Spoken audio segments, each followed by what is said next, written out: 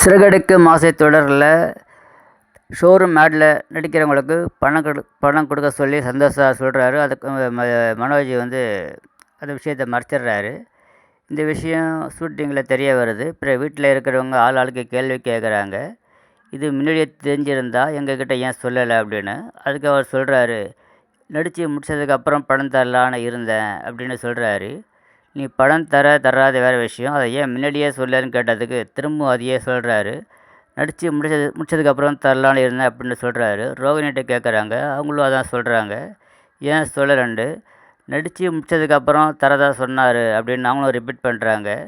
விஜயா கிட்ட கேட்டதுக்கும் விஜயா உனக்கு தெரியும் 10,000 கொடுத்ததா சொல்கிறாரு.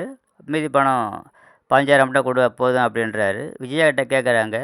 விஜயாவை எதையே சொல்லி ஆளுக்கு கோபம் வந்து மனோஜ் அடிக்க போகிறாங்க. அண்ணாமலை வெறுத்து போய் ஏஞ்சி போயிடுறாரு. கடைசியாக ஒரு வழியாக எல்லாருக்கும் பணத்தை மனோஜ் பட்டுவாடா பண்ணுறான். இவங்ககிட்ட பணம் வாங்கினதே பெரிய விஷயம், இவன் பயங்கர ஃப்ராடாக இருக்கிறான்னு சொல்லி ஆளுக்கு மனோஜையும் அடிக்க போகிறாங்க, சத்தம் போடுறாங்க. ஏற்கனவே 10,000 ரூபா பணம் வாங்கினதுனால விஜயாவுக்கு பெரிய அசிங்கமாகிடுச்சு. ரோகிணி கேள்வி கேட்குறா, அப்போவே பணத்தை கொடுத்துடலான்னு சொன்னேன், கொடுத்துருந்தா இன்றைக்கி இவ்வளோ பெரிய அசிங்கம் வந்திருக்காது அப்படின்னு சொல்லவே அவன் திரும்ப அதை பற்றி கவலைப்படாமல் 2 பணம் போயிடுச்சே அப்படின்னு ஃபீல் பண்ணுறான். அவர் டென்ஷன் ஆகி அவர் 2 குத்துறா. 6 ஆளுகிட்ட அடி வாங்கி மனோஜ் அவமானப்படுறாரு.